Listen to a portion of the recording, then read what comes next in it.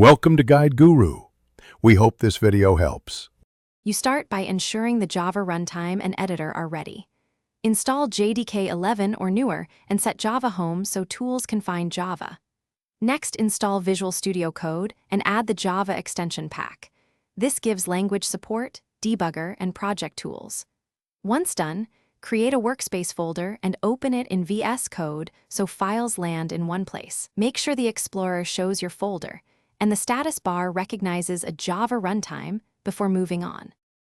Now create the actual project and code.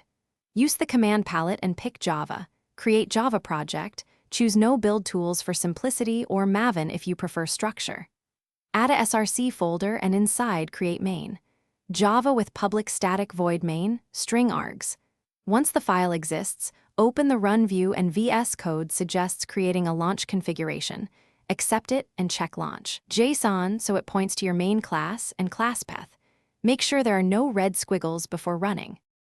Finish by running and, if needed, debugging your program. Click Run or Start Debugging to execute. Use breakpoints and the debug view to step over and inspect variables when you want to understand behavior. If output differs from expectation, pause and check console messages. Common fixes. Verify Java home points to the correct JDK, ensure your class path includes the compiled classes, and open the Java extension logs for detailed errors. If compilation fails, fix the first compiler error and rerun. Thanks for watching. Consider subscribing if we helped you today.